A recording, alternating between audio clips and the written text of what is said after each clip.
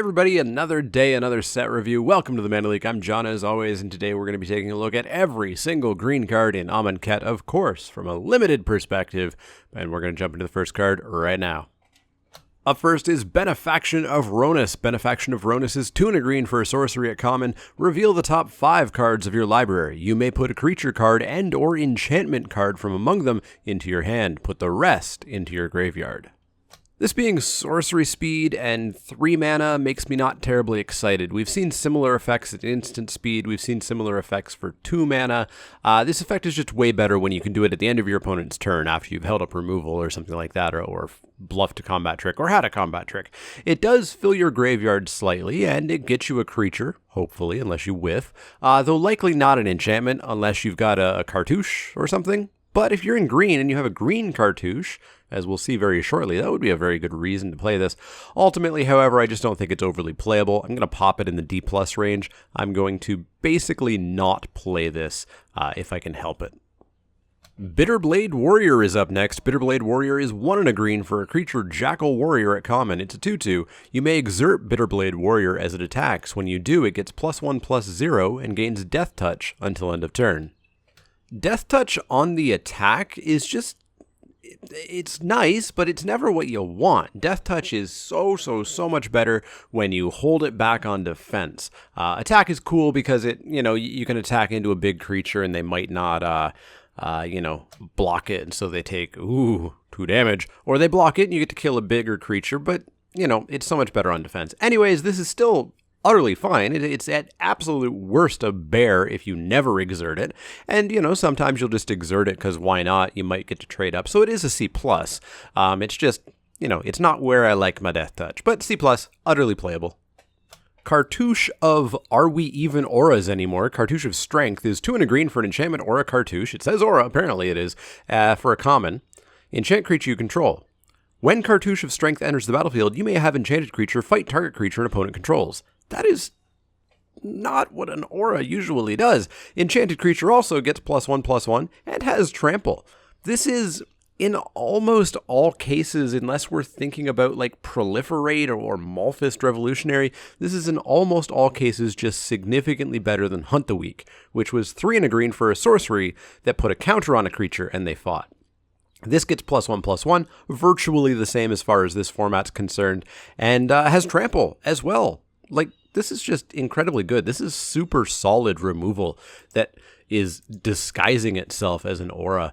I think this is just amazing. I would first pick this in several packs, I think. Obviously not against, unconditional removal or bombs, but this is easily the best cartouche hands down. I'd play every single copy of these that I can get, and this will probably be the #1 way that I bounce trials. Easy high pick, solid B.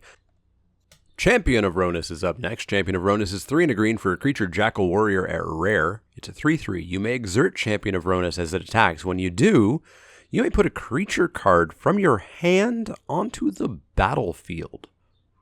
For free. Doesn't matter if it costs 27 mana. You get it for free just by turning this card sideways and saying, oh, I exert it. This is powerful. This is really powerful. At worst, it's a 4 mana 3/3, which I can never remember if that's a Hill Giant or a Grey Ogre. Anyways, it's a 4 mana 3/3, which is, it's below the vanilla test, but it's still something that you'd play here or there. But this effect, man, super awesome. Of course, you don't want to get too into best case scenario mentality. Maybe sometimes on turn 5, you get to play your, 6 mana plus bomb for free way earlier than you should have. But, frequently you'll just be getting a 2/2 or a 3/3, a 3-drop or something like that. But that still, for free, is great. I imagine this is going to eat removal left, right, and center. It doesn't attack great on turn 5. If your opponent doesn't have, something to block and probably kill a 3/3 on turn 5, then you're probably winning anyways. But still, this is just a powerful effect that demands an answer. I've got it at A-. I'll first pick this easy. Channeler Initiate is up next. Channeler Initiate is 1 and a green for a creature human druid at rare. It's a 3/4 for 2. When Channeler Initiate enters the battlefield, put 3 -1/-1 counters on target creature you control. Tap it to remove a -1/-1 counter from Channeler Initiate.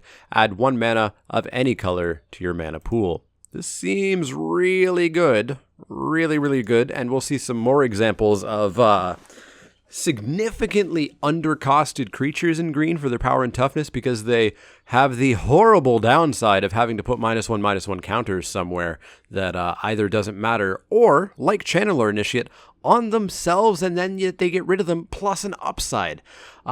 This slightly worries me. This slightly worries me coming from a format where a green-based +1/+1 counter deck was utterly format warping.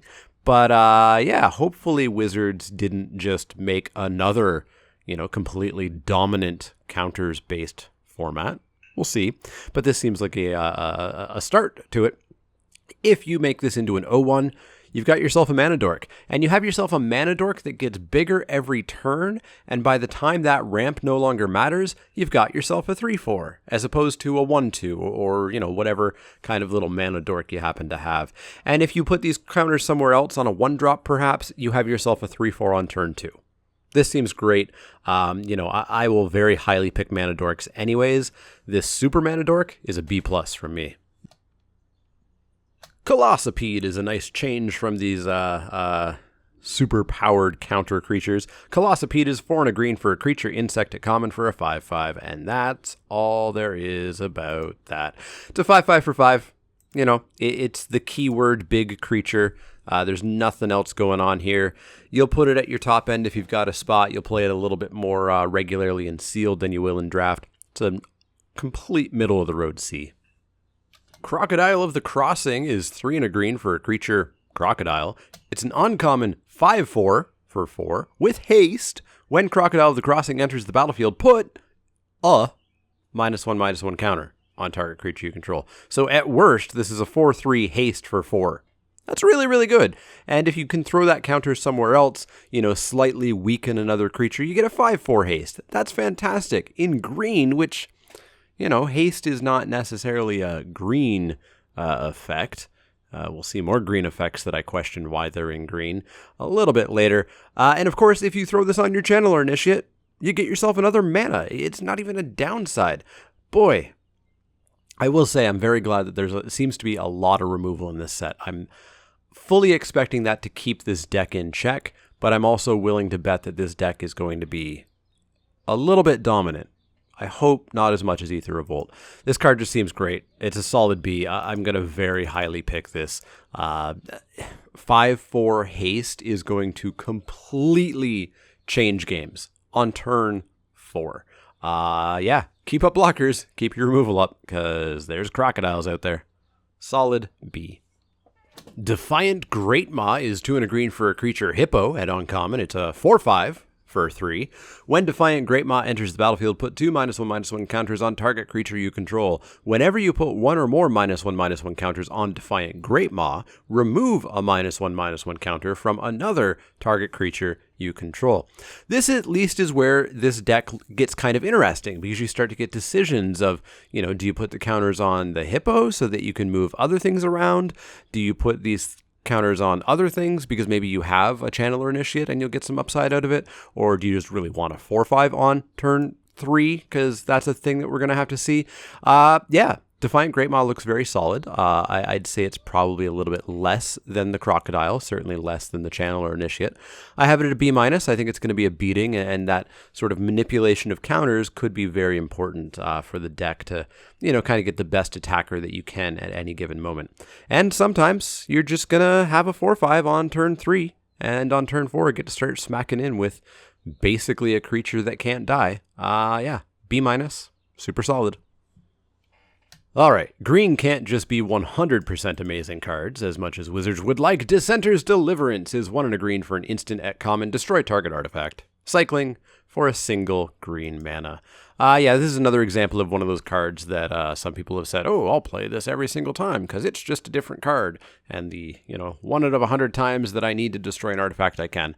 I'm not playing this. This is a D- for me. I'm basically going to never main deck it and never, ever really sideboard it in. There's just not any artifacts that I'm afraid of in this set. There's some okay ones, but there's none that really demand a card slot in your deck, even if you can turn that into a random card if you want to. So D- for Dissenter's Deliverance.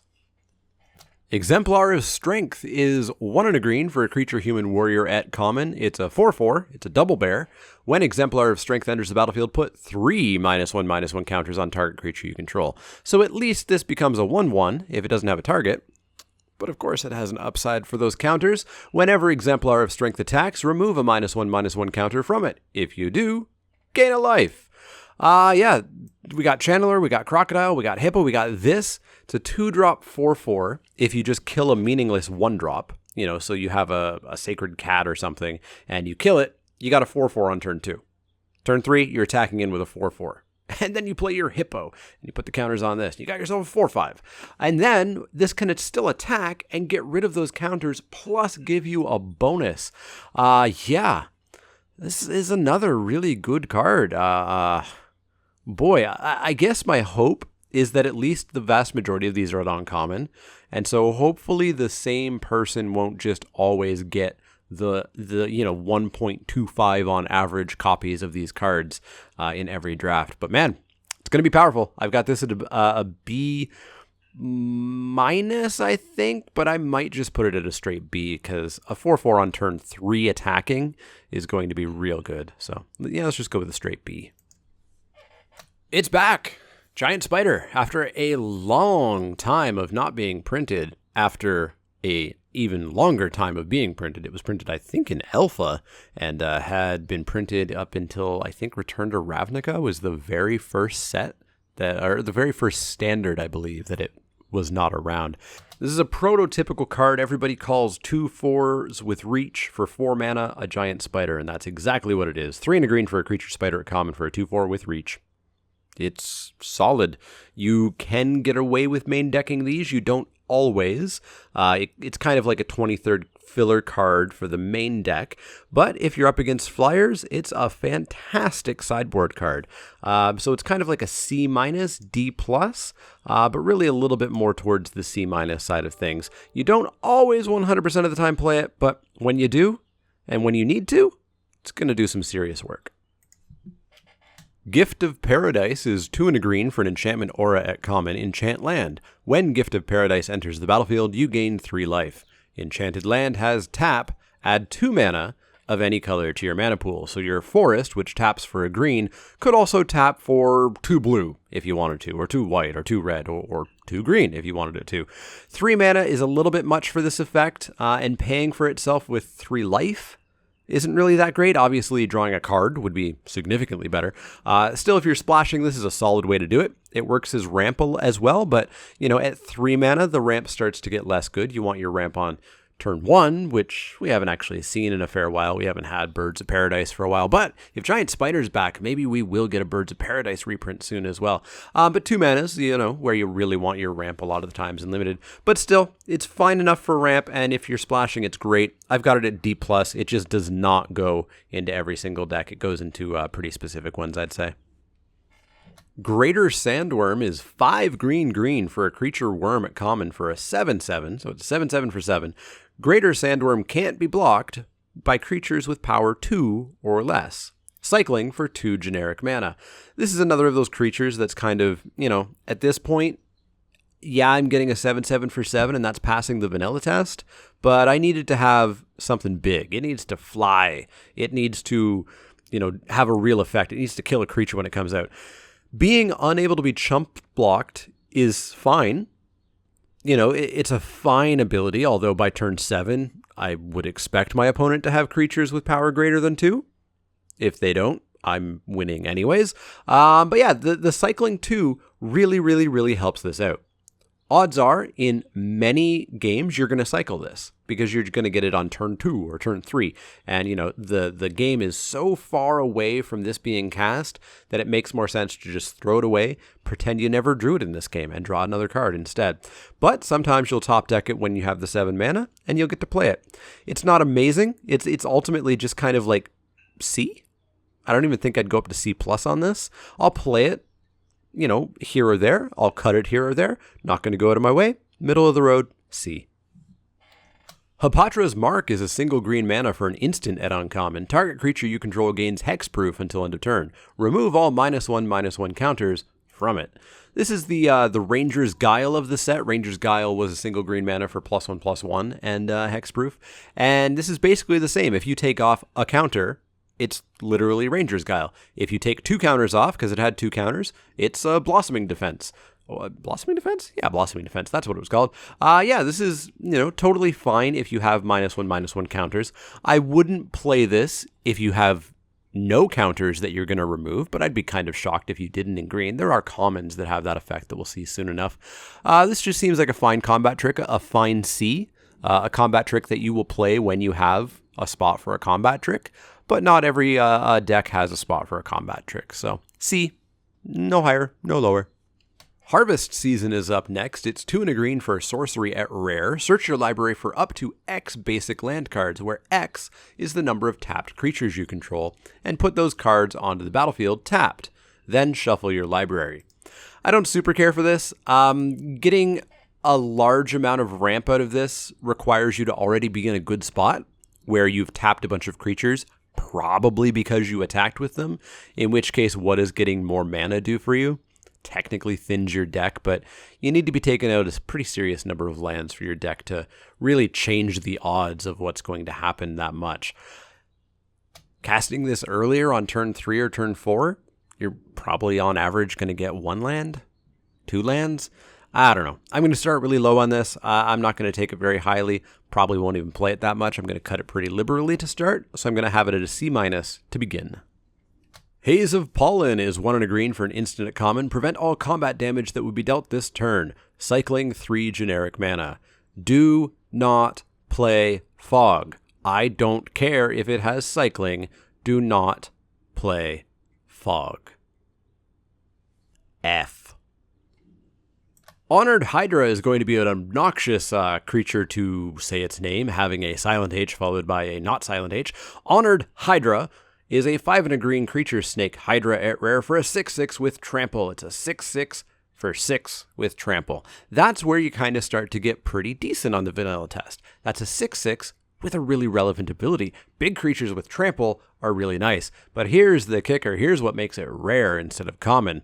Embalm for 3 and a green. If you can get this in your graveyard on turn 1, turn 2, turn 3, you might be able to get a 6/6 trample on turn 4, which would be fantastic. And still, if this does come down on turn 6 and you pay full price for it, you get to throw it at your opponent all willy-nilly, take out some creatures, and then bring it back again for a little bit of mana, and still having mana left over to do some other stuff. Very cool design. I think you typically do want to go out of your way to bin this early. I don't think you want to keep it in your hand until turn 6 if you have a way to discard this. But if you do get to 6, getting this twice, pretty decent. I like this quite a bit. I've got it at B+, which is a surprisingly high grade for what is almost a big dumb creature with nothing else going on. But the cost, the stats, it's all there. B+. Hooded Brawler is 2 and a green for a creature Naga Warrior at common. It's a 3/2. You may exert Hooded Brawler as it attacks. When you do, it gets +2/+2 until end of turn. So it's a 3/2 for 3. That's fine. That's generally more of a red, black, white creature. For green, 2 toughness is a little bit low for 3, but it's still totally filler level playable. Being able to attack sometimes as a 5/4, maybe every other turn, well, that's pretty beefy, especially on turn 4. You probably get your turn 4 attack out of this and maybe have to force a double block. After that, you're going to have to start playing the game of when do I attack with this, should I exert it, etc. Pretty solid. It's kind of like a bear with an upside in feel, so I am going to go with the C+, honorary bear with an upside grade, even though it's a 3-drop. But yeah, C+. I think it's fine. I'll play it probably more often than not. Initiate's Companion is up next. Initiate's Companion is 1 and a green for a creature cat at common for a 3/1. Whenever Initiate's Companion deals combat damage to a player, untap target creature or land. You know how I love 3/1s for 3? Well, leave it up to green to get one and make it insanely better than any of the other ones we've ever really played with. Yeah, this is exactly what I like. And I had somebody ask me, why do I like 3/1s for 3 when a 1/1 for 1 just kills them all? Well, you don't attack into a 1/1 for 1. If you have a 3/1, you keep it back. The thing with the 3/1 for 2 is it can attack on turn 3, and there are a large number of games where your opponent doesn't have a creature on turn 3, especially if you're on the play. At that point, they have to have had a creature on turn 2. And that is very common for them to not have that, which means that it's at least getting in for 3. It's at least a lightning bolt. It really punishes stumbles. It really punishes an opponent who can't defend against any sort of bounce tempo or tapping tempo or removal spells. And eventually you get to trade it with something. It dies to a 1/1 for 1. But if there's a 1/1 for 1, you just don't attack. And then you have a 3 power blocker, which can eat potentially a 3-drop, some 4-drops it can eat. I love 3/1s for 1 or 2. I would love a 3/1 for 1. Love 3/1s for 2 when they get insanely better because they happen to be green in color and have great effects attached to them. Sold. This is a B-. Without that text, it would be an instant C+ for me, but with extra text and straight up upside, B-. Manglehorn is up next. Manglehorn is 2 and a green for a creature beasted uncommon. It's a 2/2. When Manglehorn enters the battlefield, you may destroy target artifact. Artifacts your opponent's control enter the battlefield tapped. This is obviously a Kaladesh hate card. It's not meant for this set. There's almost no artifacts that you're really going to care about making them enter tapped, and I didn't want to play the super cheap instant speed artifact hate spell. I'm not going to play the expensive bear hate spell. D+. D+ just because maybe you desperately require a creature and you'll play an expensive bear, but don't expect to get any real value out of this. Naga Vitalist is 1 and a green for a creature Naga Druid at common. It's a 1/2, tap, add to your mana pool 1 mana of any type that a land you control could produce. This led me on a whole roller coaster of emotions reading, each of these words, because at first it sounded like a 2-mana mana dork, which is totally fine. We don't get Llanowar Elves these days, not at common anyways. But then it said any mana. Suddenly it was like a Birds of Paradise. And then it said, only mana that you control. So it's going to be green and maybe on turn 2 your second color. Or I guess turn 3 is the first time you get activated. But it's only going to be as good as your mana base already is anyways. But it's still a mana dork that at a bare minimum is going to tap for green. Totally solid. I take mana dorks pretty highly. They ramp you out into big things like a terrifying hexproof Crocodile we're going to see in just a little bit. It's a mana dork. It's a B- for me. I pick these highly. Some sets I pick them first pick in some packs. Probably not this set just because there's so much removal. But B-. I like it quite a bit. Oashra Cultivator is up next. Oashra Cultivator is a single green mana for a creature human druid at common. It's an 0/3. Pay 2 and a green, tap it, sacrifice Oashra Cultivator, search your library for a basic land card, put it onto the battlefield tapped, then shuffle your library. This is... I'm probably just not going to play this unless I'm splashing for a third color. It reminds me an awful lot of Centaur's Companion. I don't think that's it at all. There was a creature similar to this. It was I want to say it was an 0/3. Maybe it was just an 0/1 in Return to Ravnica. And you could pay 3 mana. So, a few turns after you play it, you could pay it, sacrifice it, but you made a 3/3 Centaur. So the beauty of that is, the typical play would be your opponent would attack. You would chump block with this 0 power creature, but then sack it, take no damage, and have a 3/3. Here you get to do the same thing, but all you get is a land. Tapped at that. That's not that exciting. Turn 4 is when you're going to first be able to, take advantage of that land, and that's if you don't play a 3-drop. I'm out on playing this card unless I'm splashing for something. So D+ for me. Obviously solid if you're splashing, but if it's not, I would not main deck it. Ornery Kudu is up next. Ornery Kudu is 2 and a green for a creature Antelope at common. It's a 3/4. When Ornery Kudu enters the battlefield, put a -1/-1 counter on target creature you control. This is the most basic version of this effect that we've seen. There's no upsides. There's no messing around with other counters. There's nothing like that. You just put one down. So this is a 2/3 for 3, which is pretty mediocre, or you throw that counter somewhere else. You throw it on your Exemplar so you can gain an extra life when it attacks. You throw it on your Channeler so you can get an extra mana. You throw it on something that just doesn't matter anymore. It's a middle-of-the-road C. It's not one that you're going to go out of your way for, but if you have the -1/-1 counter synergy going on, it's fine. Middle-of-the-road C. Pouncing Cheetah is our next kitty. It's 2 and a green for a creature cat at common. It's a 3/2 with flash. This seems fine. This will ambush a lot of things. It doesn't have death touch, so it's not quite an ambush viper, but it's still going to trade for something and has the potential of trading up. There's definitely some things with 3 power at 4 mana. I think there's a couple at 5 that I can think of off the top of my head. And anyways, it can, surprise double block with something else. Seems fine. I'm at C+ on this. I would play a 3/2 for 3 if I needed a creature anyways at kind of the C level. So getting flash as an upside is a C+. Our next kitty, although it's a kitty snake, is Prowling Serpapard. Prowling Serpapard is 1 green for a creature cat snake at rare, and it's a 4/3. And that's all that really matters for limited. It also can't be countered, and creature spells you control can't be countered. But that's really rarely ever gonna matter in limited. Counter spells just are not played that much. Yeah, rarely you'll get them, and you'll be playing against the blue player who happens to be playing counter spells. And yeah, but for all intents and purposes, this is a 4/3 for 3, and that's it. And that's not that exciting, 4/3 for 3, and a double pip 3 mana at that, so it's even slightly difficult, it's not that exciting. I don't see why people are losing their minds over this in limited. Yeah, in constructed, it's got implications out the wazoo, but this is a far cry from a solid first pick for me. If I'm, in green and it's pack 2 or pack 3, yeah, I might first pick it, but yeah, this is just kind of like, I don't even know if I want to give it a B-. It's just a vanilla 4/3 for 3. I think I'm going to go C+ on it. For limited, it's just not that great. It's just an efficient, yet still kind of hard to cast on curve creature. So C+.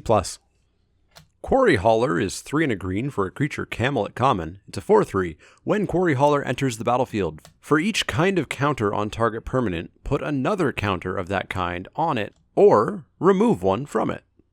This is kind of cool. It's got some really nice versatility here. It's going to sound weird, but it reminds me of Vizier of Deferment back in white, a card that has just so many potential choices that I think I'm really going to enjoy playing with it. You can take off a -1/-1 counter. I think that's one of the obvious plays because, of course, in green, you're going to have -1/-1 counters on your own creatures that you might not want, depending on what other creatures you have. But you can also add -1/-1 counters if you're in black and you're giving them to your opponent's creatures. You can maybe get super lucky and add a time counter to your As Foretold. All kinds of stuff you can do with this creature. And it's all on an okay body for 4 mana. It's a 4/3 for 4, which is slightly weak to removal and blocking and stuff, but it's not terrible for 4 mana. Seems totally playable. I don't know if I'm going to go up to B- on this one like I did for Vizier of Deferment. I might even have been higher. I don't remember my grade on that. I think I'm going to stick with C+ for now, but I'm very excited by the versatility of this little camel. The green god is up next, Rhonas the Indomitable. Rhonas the Indomitable is 2 and a green for a legendary creature god at Mythic. It has Death Touch and Indestructible. Rhonas the Indomitable can't attack or block unless you control another creature with power 4 or greater. He's a 5/5. You can also pay 2 and a green, and another target creature gets +2/+0 and gains Trample until end of turn. Rhonas looks very, very, very good. He's possibly the best god. I really like Bontu. I think Bontu is going to be a lot of fun, and I don't think that sacking a creature is that big of a downside. I don't think it's that big of a cost. You're going to have zombies, you're going to have tokens, you're going to have embalm creatures, you're going to have recursion. It's not that bad. This, on turn, 4 or 5, you're probably going to have a 4-power creature, especially because of how big so many of these green creatures are. And for 3 mana, it virtually always turns itself on. If you put that on a bear, Rhonas turns on. A very fine god, probably the best, but I'm going to give my heart to Bontu. I'm going with a straight A on Rhonas. Just misses an A+ because I wish that he had Trample as opposed to Death Touch. Makes one heck of a blocker, but yeah, Trample would have been really nice, and he can't even give himself Trample because the 2 and a green does say another creature. But solid A for Rhonas the Indomitable. Sandworm Convergence is up next. Sandworm Convergence is 6 green for an enchantment at rare. Creatures with flying can't attack you or planeswalkers you control. At the beginning of your end step, create a 5/5 green worm creature token. Every single end step. Well, every single one of your end steps. This is pricey.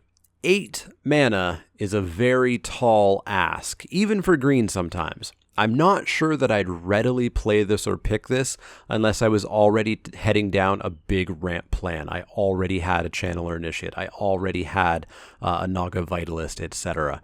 It's a nice inevitability plan, and it stops one of green's main weaknesses, which is flyers, but boy, that casting cost is probably just going to scare me away too much. Yes, I saw it played in the pre-release. One caveat to always remember with the pre-release, and I love it. I love Loading Ready Run. I think they do amazing work. The pre-release is very much an entertainment production. They are being entertaining, they are chatting, they are playing with cards that they hadn't even seen yet because the spoiler wasn't out when most of them opened their decks. It's a slow format at the pre-release. That's all I'm saying. It's not indicative of how the actual format's going to be. Scaled Behemoth is terrifying. It's 4 green for a creature crocodile on common. It's a 6/7 with hexproof. And that's all it is, and that's all it needs to be terrifying. This is a 6/7 for 6. It passes the vanilla test and then some, and has hexproof in a set that is just utterly full of targeted removal. This is going to be one of the most obnoxious creatures around if you're not packing some Death Touch. It's still not quite Tusker level. You know, if you kill this, it's dead. It didn't spread its obnoxious influence across every creature on the board. But you're going to need some Death Touch. You're going to need 7 power worth of creatures. I guess you could play Gideon's Intervention and your opponent just gets one of the best blockers they'll ever have in their life. Or you could play the Black Trial, but your opponent would have to have no other creatures to choose from. This is going to be a very big groan test. This is going to be a creature that's going to come down and you're just going to feel horrible about yourself. You're going to question why you play Magic in the first place. This is frightening. I've got it at a B-. If this was like 1 more mana or 1 more green, it would be way different. But this is really good and really efficiently costed. B-. No higher because, of course, it's 6 mana. You have to get there. Yes, it does die to Death Touch. Yes, it can be chump blocked. It doesn't have trample. Anything like that, and it would just skyrocket in value. But B-, I would pick this relatively highly and play it always. Shed Weakness is a single green mana for an instant at common. Target creature gets +2/+2 until end of turn. You may remove a -1/-1 counter from it. This is, if you get a counter off of it, it's Giant Growth, which is a fine combat trick. Giant Growth is playable at kind of the C level. If you don't, it's still an okay combat trick. It's just kind of like middle of the road C, really just because of that synergy with the -1/-1 counters. If it wasn't there, I'd probably drop it to a C-. Don't go out of your way to play this. Cut it if you have anything better, but, don't feel bad about playing it either. So middle of the road C.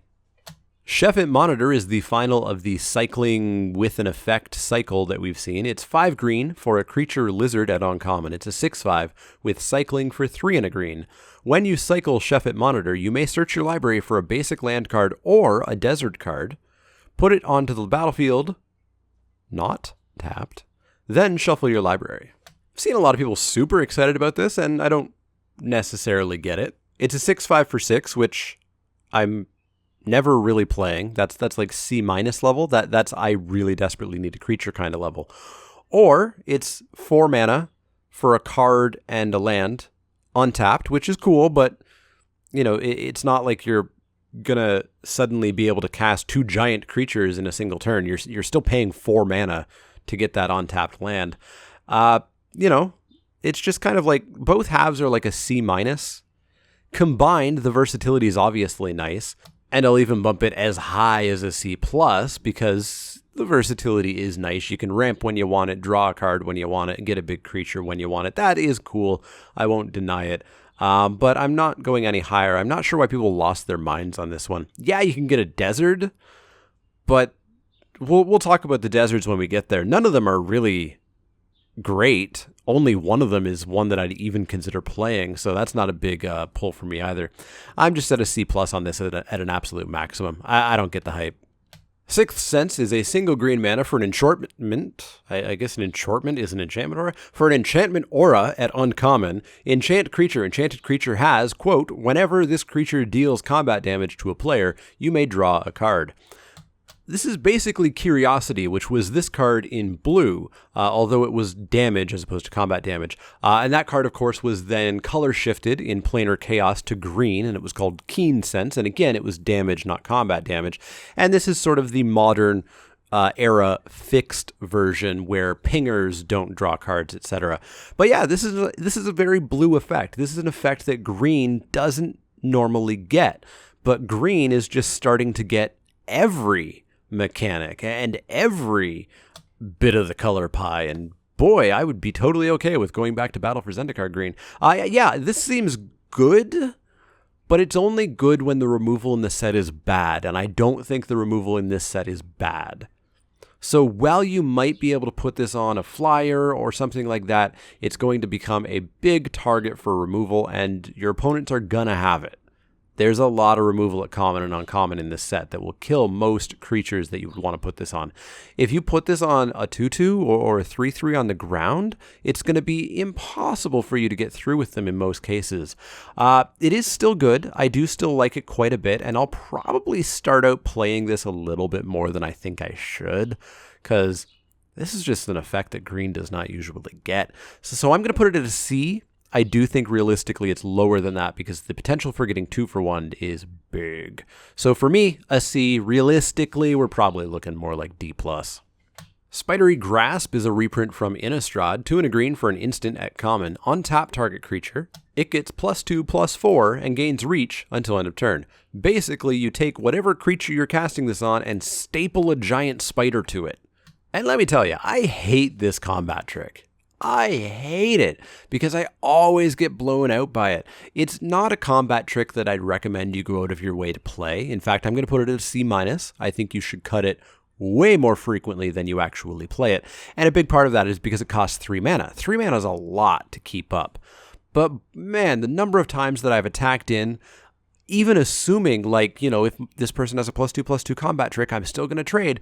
And no, they have a +2/+4 combat trick. Oh, it feels bad, but I still wouldn't recommend playing it in most decks. I have it at a C-. I think you should cut it very liberally. It just costs too much. If you're up against flyers and you don't have a way with dealing with them, then it becomes much better out of the sideboard, but generally C-.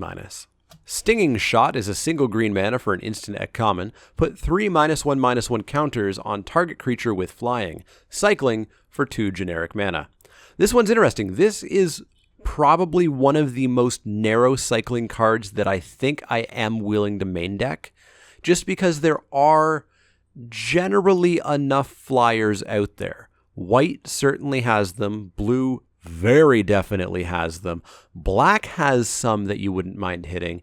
And even red has Glorybringer, but that's a real narrow case. It's only if you're up against a heavy green opponent as well that this card probably doesn't have very many targets. But when it does, it's an incredible removal spell. It's basically Lightning Bolt at instant speed in green of all colors, because as we said, green simply has to play every other color's mechanics these days.